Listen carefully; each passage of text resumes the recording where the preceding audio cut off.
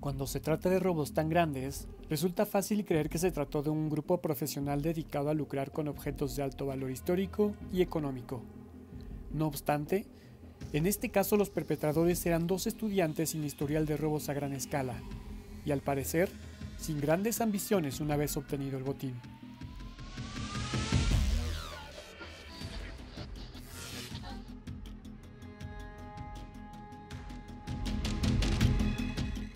La mañana del 25 de diciembre de 1985, México despertó con una noticia inédita. 140 piezas prehispánicas de un valor incalculable habían sido robadas del Museo Nacional de Antropología. Se trataba del hurto más grande hecho al patrimonio arqueológico mexicano. La prensa rápidamente lo calificó como el robo del siglo, y actualmente sigue figurando como uno de los grandes robos de arte del siglo XX.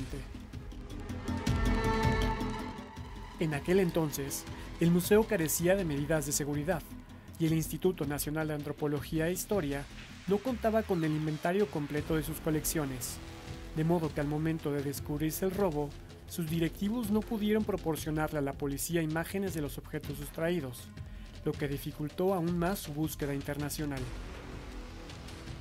Sin embargo, después de la colaboración de varias instituciones, se elaboró y se envió un boletín a 158 países, que incluía un expediente con fotografías, huellas dactilares y pruebas periciales. Incluso, la Asociación de Amigos del Museo Nacional de Antropología reunió la cantidad de 50 millones de pesos para ofrecerlas como recompensa a todo aquel que tuviera información sobre los ladrones. En una de las primeras hipótesis, se hablaba de traficantes profesionales que probablemente pertenecían a una banda que se dedicaba al robo de arte, y que quizás eran los mismos responsables de los robos a otros museos en el mundo. Como parte de las investigaciones, se desató toda una persecución de coleccionistas privados en México y la frontera con Estados Unidos. Así pasaron los meses, y con la celebración del Mundial de México en 1986, entre el 31 de mayo y el 29 de junio, el robo al museo quedó casi en el olvido.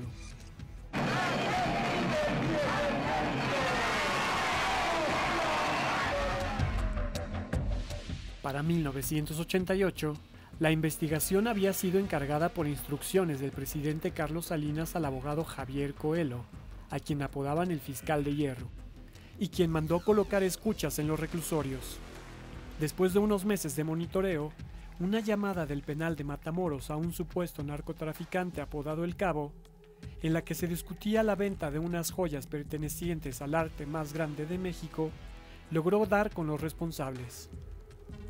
El que fuera calificado como el robo del siglo y el robo de piezas arqueológicas más grande de la historia de México resultó un escándalo mayúsculo y un golpe duro para el pueblo mexicano, de por sí agobiado por el catastrófico terremoto del 19 de septiembre de 1985, que dejó como saldo cientos de miles de muertos e incontables edificios derruidos.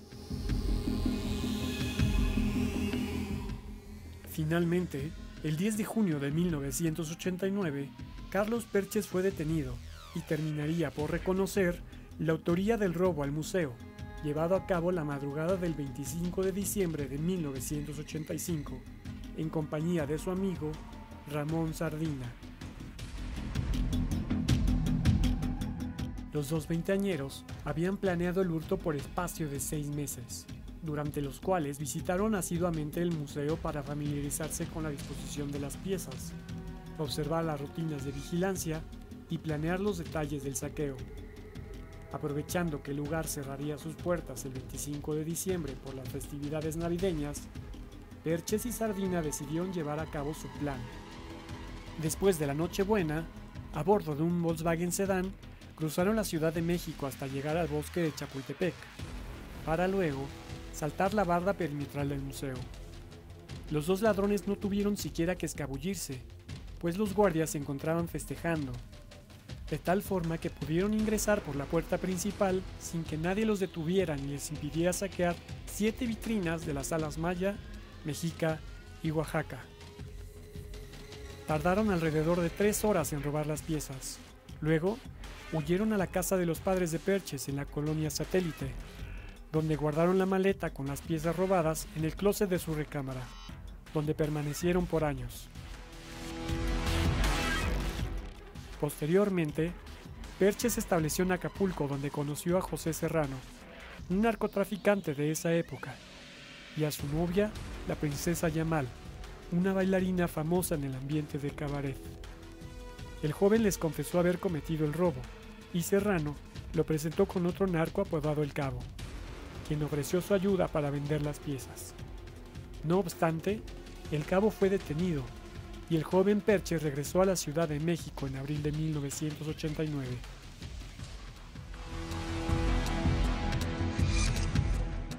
Ya en México, Carlos Perche recibía constantes llamadas de José Serrano, quien estaba preso acusado de delitos contra la salud, e insistía en comprarle las joyas a cualquier precio. Las llamadas fueron investigadas y después de 45 días siendo investigado, Carlos Perches fue detenido junto con otras 7 personas. Ramón Sardina desapareció sin rastro, y casi 2 años después de su detención, Carlos Perches fue sentenciado a 22 años de prisión. Al cumplir su sentencia y salir libre, murió por causas extrañas. La princesa Yamal y otros detenidos solo fueron acusados por encubrimiento o posesión de sustancias. La mayoría de las piezas fueron recuperadas y restauradas por el Museo de Antropología. El escritor Carlos Monsiváis llegó a señalar que el impacto sufrido tras el robo del siglo sirvió para que los mexicanos revaloráramos nuestro patrimonio nacional, citando aquel refrán: nadie sabe lo que tiene hasta que lo ve perdido. Si te gustó el video y quieres satisfacer tu curiosidad sobre distintos temas, suscríbete, comparte y dale like.